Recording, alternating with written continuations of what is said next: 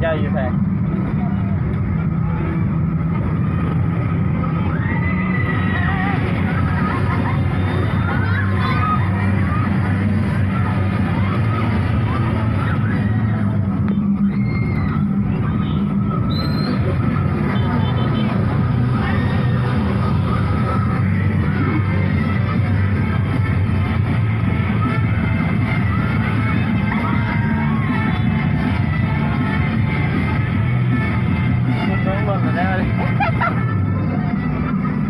เบิ่งไงเพิ่นแนมเบิ่งน้องเพิ่น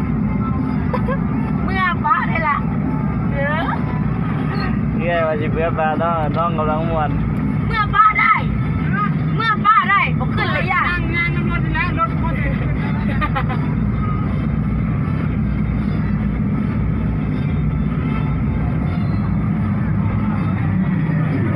พี่เอ็มเป็นอะไรล่ะบอกพี่เอ็มเป็นอะไรล่ะนะโอ้วางแล้วเอ็มข้างหลังยืนนอนเลยนะนานเขาไหวแล้วไหวไม่ได้หรอกหน้าไปอีกนะเราทำหน้าไปอีกมันย้อนไปเลยแม่ทุกเครื่องเราเพื่อห้องดำไม้กันเลยเขาเลิก1 โมงหมดเลยแม่ใช่ปะ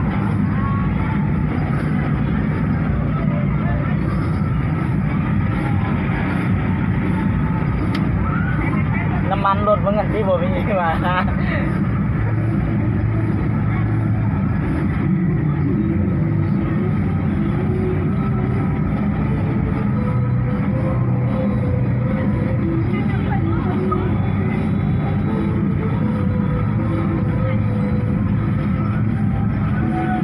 เอากระสร้างเพชรน้อยรักสิ่งพาเที่ยวตัวเมืองท่าแขกเนาะเส้นรักซอง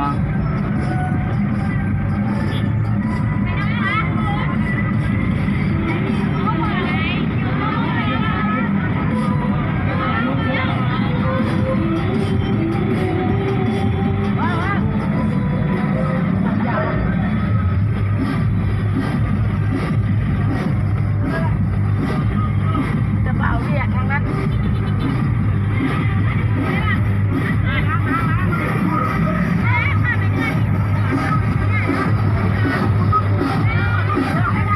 ม่วนเลยคอยสวนจะมาเมื่อวานจะบ่มา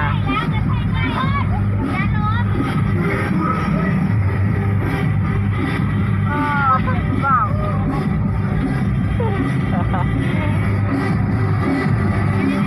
ราทำมาหน่อยเองถึงเบาแน่มีแต่เบาน้อยคนเราของคนแล้วแบบนี้ตาย